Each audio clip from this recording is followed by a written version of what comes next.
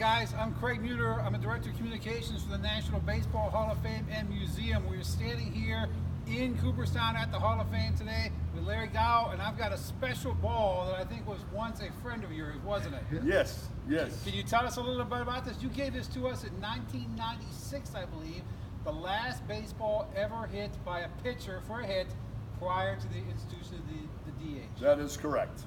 And this is the history about this baseball. Of course, it means a lot to me. I signed in 1967 as a fourth-round draft pick. In 1972, I became Pitcher of the Year out of Eastern League. I won 11 games in a row. And so in 1972, the Yankees, of course, brought me up and the 40-man roster was expounded upon. I ended up pitching my first game in Milwaukee, 2 perfect innings in my first outing, September 24th. So the Yankees, on the last game of the year, gave me the opportunity to start the baseball game on October 4th, 1972 in Yankee Stadium.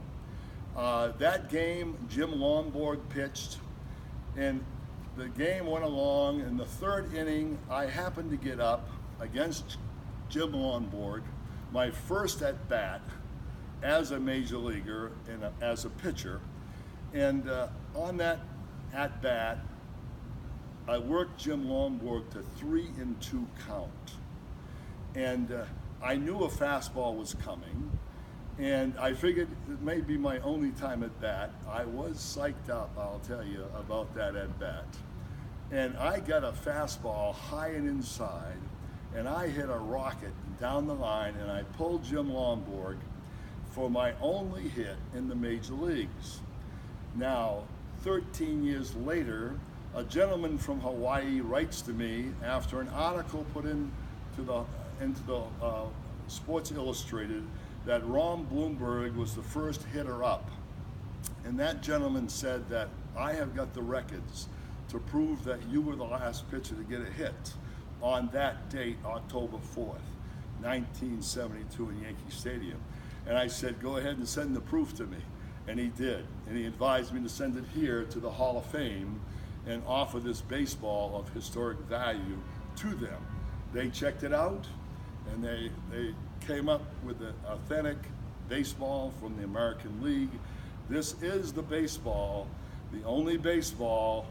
As the last pitcher to get a hit, I got a double off Jim Lonborg on a 3-2 fastball. I ended up on second base, obviously, and I looked out, and there was Elston Howard coming to give me my jacket. And what a moment that was, as we know the history of that great catcher. And I was standing out there, and a ground ball was hit before me, in front of me, the shortstop. I shocked him so much, I ran to third, and he didn't throw to third base, and I got to third base.